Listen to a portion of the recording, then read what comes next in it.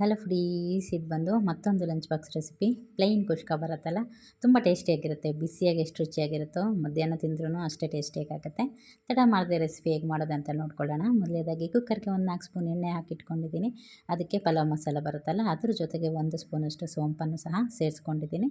ಇಷ್ಟು ಮಸಾಲನೂ ತಪ್ಪದೆ ಹಾಕ್ಕೊಳ್ಳಿ, ಆವಾಗಲೇ ಫ್ಲೇವರ್ ತುಂಬ ಚೆನ್ನಾಗಾಗುತ್ತೆ. ಇದನ್ನೆಲ್ಲ ಎಣ್ಣೆಗೆ ಹಾಕ್ಕೊಂಡಾದ್ಮೇಲೆ ಒಂದು 30 ಸೆಕೆಂಡ್ಸ್ವರೆಗೂ ಫ್ರೈ ಮಾಡ್ಕೊಳ್ಳಿ.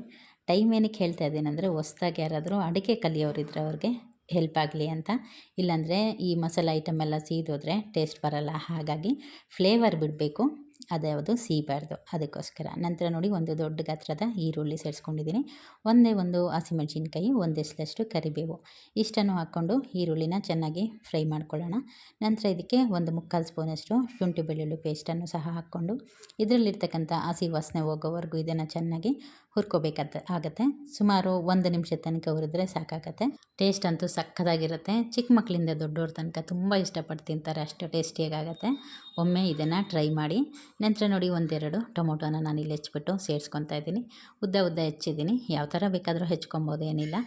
ಈಗ ಇದಕ್ಕೆ ರುಚಿಗೆ ತಕ್ಕಷ್ಟು ಉಪ್ಪನ್ನು ಸಹ ಸೇರಿಸ್ಕೊಂಡು ಟೊಮೊಟೊ ಫುಲ್ ಸಾಫ್ಟ್ ಆಗಬೇಕು, ಅಲ್ಲಿ ತನಕ ಇದನ್ನು ಬೇಯಿಸ್ಕೋಬೇಕಾಗತ್ತೆ. ನೋಡಿ, ಇಷ್ಟಾದರೆ ಸಾಕಾಗತ್ತೆ. ನೀಟಾಗಿ ಬೆಂದಿದೆ. ಈಗ ಇದಕ್ಕೆ ಮಸಾಲೆ ಪೌಡರ್ನ ಸೇರಿಸ್ಕೊಳ್ಳೋಣ. ಖಾರಕ್ಕಾಗಿಯೇ ನಾವು ಅಚ್ಚ ಖಾರದ ಪುಡಿನ ಬಳಸ್ತಾ ಇದ್ದೀವಿ ಇಲ್ಲಿ. ನಂತರ ಒಂದು 3/4 ಸ್ಪೂನಷ್ಟು ಗರಂ ಮಸಾಲ, ಇಷ್ಟನ್ನು ಹಾಕ್ಕೊಂಡು ಆ ಒಗ್ಗರಣೆ ಜೊತೆ 1 ನಿಮಿಷದ ತನಕ ಫ್ರೈ ಮಾಡ್ಕೋಬೇಕಾಗತ್ತೆ.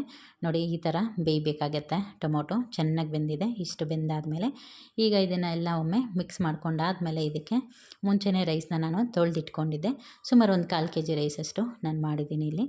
ನೋಡಿ, ಅಷ್ಟು ಅದನ್ನು ಹಾಕ್ಕೊಳ್ಳೋಣ. ಈಗ ಒಗ್ಗರಣೆ ಜೊತೆಗೆ ಹಾಕ್ಕೊಂಡು ಒಮ್ಮೆ ಇದನ್ನು ಹಾಗೆ ಫ್ರೈ ಮಾಡ್ಕೊಳ್ಳೋಣ. ಎಲ್ಲ ಮಸಾಲ ಫ್ಲೇವರ್ ಎಲ್ಲ ರೈಸ್ ಜೊತೆಗೆ ಹೊಂದ್ಕೊಳ್ಳೋ ರೀತಿಯಲ್ಲಿ. ಹಾಕಿರ್ತಕ್ಕಂಥ ರೈಸ್ ಏನಿದೆ ಅದು ಪೀಸ್ ಆಗಬಾರ್ದು, ಹಾಗಾಗಿ ನಿಧಾನಕ್ಕೆ ಇದನ್ನು ಬಾಡಿಸ್ಕೋಬೇಕಾಗತ್ತೆ ಎಣ್ಣೆಯಲ್ಲಿ. ಈ ರೀತಿ ಒಮ್ಮೆ ನೀಟಾಗಿ ಮಿಕ್ಸ್ ಮಾಡಿ ಆದಮೇಲೆ ರೈಸ್ ಎಷ್ಟು ತೊಗೊಂಡಿದ್ದೀವಿ ನೋಡಿ, ಅದರ ಡಬಲ್ ಕ್ವಾಂಟಿಟಿನಲ್ಲಿ ನೀರು ಹಾಕ್ಕೋಬೇಕಾಗತ್ತೆ. ಯಾವುದಾದ್ರೂ ಒಂದು ಕಪ್ ಅಳತೆ ಇಟ್ಕೊಂಡ್ರೆ ಬೆಸ್ಟ್ ಇರುತ್ತೆ ನಿಮಗೆ ನೀರು ಹಾಕಲಿಕ್ಕೆ. ಇಲ್ಲ ಕಣ್ಣಳತೆ ಗೊತ್ತಾಗುತ್ತಂದರೆ ಹಾಕ್ಕೊಂಬಿಡಿ. ನಾನಿಲ್ಲಿ 1 ಕಪ್ಪಿಗೆ 2 ಕಪ್ಪಷ್ಟು ನೀರನ್ನ ಸೇರಿಸ್ಕೊತಾ ಇದ್ದೀನಿ. ನೀರು ಸೇರಿಸಿ ಆದಮೇಲೆ ಒಮ್ಮೆ ನೀಟಾಗಿ ಇದನ್ನ ಮಿಕ್ಸ್ ಮಾಡಬೇಕಾಗತ್ತೆ. ಈ ಮಸಾಲ ಫ್ಲೇವರು ರೈಸು ಎಲ್ಲ ಚೆನ್ನಾಗಿ ಹೊಂದ್ಕೋಬೇಕು. ಆ ರೀತಿ 1-2 ಸಲ ಕೈ ಆಡಬೇಕಾಗತ್ತೆ. ಇದಾದ ನಂತರ ಇದಕ್ಕೆ ಕೊತ್ತಂಬರಿ ಸೊಪ್ಪನ್ನು ಹೆಚ್ಚಿಬಿಟ್ಟು ಸೇರಿಸ್ಕೋಬೇಕಾಗತ್ತೆ. ನಾನು ಕೊತ್ತಂಬರಿ ಸೊಪ್ಪು ಹಾಗೆ ಡೈರೆಕ್ಟಾಗಿ ಕಟ್ ಮಾಡಿಬಿಟ್ಟು ಹಾಕ್ತಾಯಿದ್ದೀನಿ.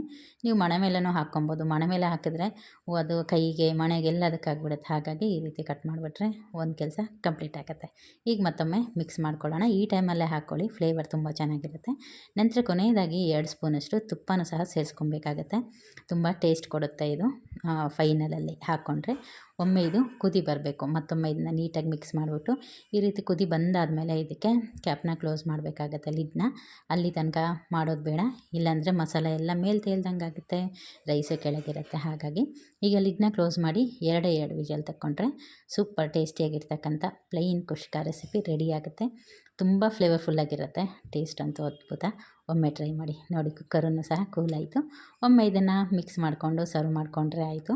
ಲಂಚ್ ಬಾಕ್ಸ್ ರೆಸಿಪಿ ರೆಡಿನೇ ಆಗೋಯಿತು. ವಿತಿನ್ 15 to 20 ಮಿನಿಟ್ಸ್ ಒಳಗಡೆ ರೆಡಿ ಮಾಡ್ಕೊಂಬಿಡ್ಬೋದು.